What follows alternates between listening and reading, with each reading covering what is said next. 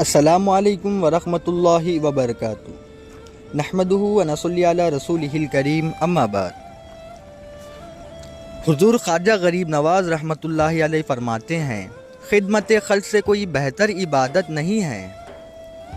عزیزان گرامی، اسی چیز پہ مولائے کائنات علی شیر خدا کرم اللہ وجہہ الکریم بھی ارشاد فرماتے ہیں کہ کسی صحابی نے آ کے عرض کی، مولا سب سے بڑی افضل عبادت کون سی ہے اور سب سے بڑی نیکی کون سی ہے؟ تو مولا علی شیر خدا کرم اللہ وجہہ الکریم فرماتے ہیں کہ سب سے بڑی نیکی اور سب سے بڑی عبادت یہی ہے کسی بھوکے کو کھانا کھلانا، کسی لنگے کو کپڑا پہنانا، کسی حاجت مند کی حاجت کو پوری کرنا۔ تو عزیزان گرامی، آپ سیرت النبی کی کتابوں کا بھی مطالعہ کریں، ایسے بہت سارے واقعات آپ کو مل جائیں گے کہ یہ وہ پنجتن پاک ہے جنہوں نے اپنی ساری زندگی میں بس یہی کام کو زیادہ افضل ترین ترجیح دیا ہے۔ عزیزان گرامی، ایک واقعہ ایسا بھی ملتا ہے، یہ وہ سیدہ کائنات فاطمۃ الزہرا سلام اللہ علیہا ہیں جو 3 دن تک فاقہ کشی کی حالت میں تھے، اور جب انہوں نے 3 دن بعد روٹی بنائی اور روٹی کھانے کے لیے بس نوالا اٹھا ہی رہے تھے کہ دروازے پر ایک سائل آ کے عرض کیا کہ میں 4 دن سے بھوکا ہوں۔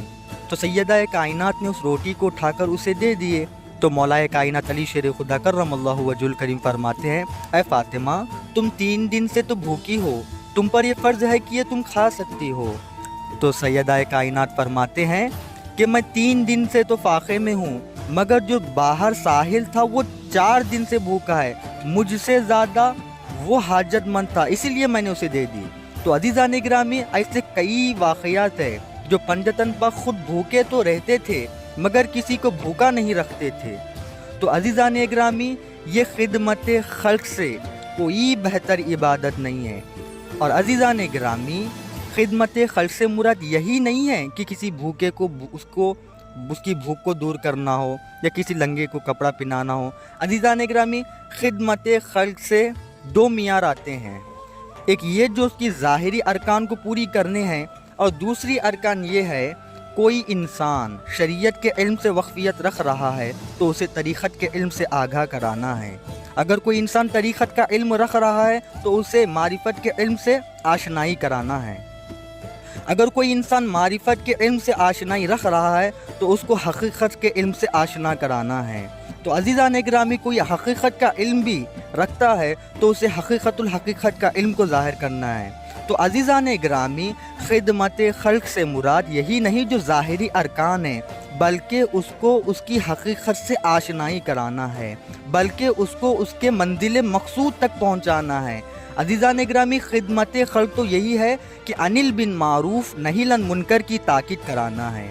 عزیزان گرامی، خدمت خلق یہ بھی ہے کہ اہدنا الصراط المستقیم اور علی صراط المستقیم، جو سورہ یاسین میں آیت ہے، علی صراط المستقیم، ان چیزوں کو بھی سامنے والے کو آشنا کرانا ہے۔ تو عزیزان گرامی، یہ وہ خدمت خلق ہے جسے ہم کو کرنا ہے، جو یہ پنجتن پاک بھی کیا کرتے تھے۔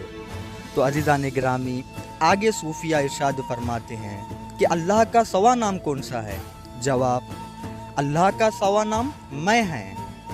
عزیزان گرامی، اس پر تھوڑا غور کریں کہ اللہ کا سوا نام میں ہے۔ آپ کوئی بھی مذہب سے بلانگ کرنے والے کو دیکھیے، کوئی بھی کیسٹ سے کیوں نہ ہو بلانگ کرنے والا انسان ہو، وہ لفظ میں ہر حال میں استعمال کرتا ہے۔ اور کوئی فورین کنٹریز میں بھی دیکھیے، لفظ آیام استعمال کرتا ہے۔ کوئی انسان ایسا نہیں ہے جو لفظ میں استعمال نہ کرتا ہو، یہ میں ہوں، یہ میرا ہے۔ عزیزان گرامی، ہر انسان یہ لفظ میں کو استعمال کرتا ہے، کوئی ایسا انسان نہیں ہے جو لفظ میں کو استعمال نہ کیا جائے۔ تو عزیزان گرامی، صوفیہ فرماتے ہیں کہ یہ اللہ کا سوا نام جو ہے وہ میں ہے، اور اس کے عدد میم، یا اور ہا۔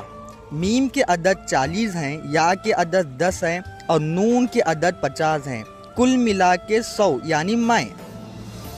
تو عزیزان گرامی، آگے ارشاد فرماتے ہیں، بس ہو گیا ملن،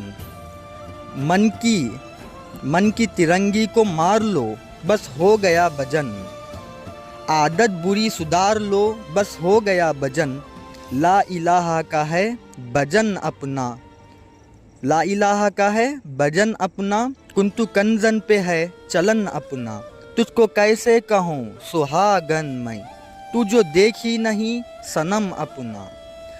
اور عزیزان گرامی آگے ارشاد گرامی ہے، میں نے جس دن سے کلمہ پڑھا آپ کا، آپ میرے ہوئے میں آپ کا ہوا، پردہ شوق ہے یہی، صورت راز ہے یہی، تم ہو نظر کے سامنے اپنی نماز ہے یہی، تم سے وصل ہونا میری معراج ہو گئی، فرش ہی عرش بن گیا اب عرش پر جانا کیا کروں۔ عزیزان گرامی یہ ہماری پارٹ 11 تھی جو آپ کے سامنے پیش کی گئی ہے، اور سبھی حضرات سے التماس کرتا ہوں کہ سب اپنے خیالات کمنٹ باکس میں منشن کریں۔ السلام علیکم ورحمۃ اللہ۔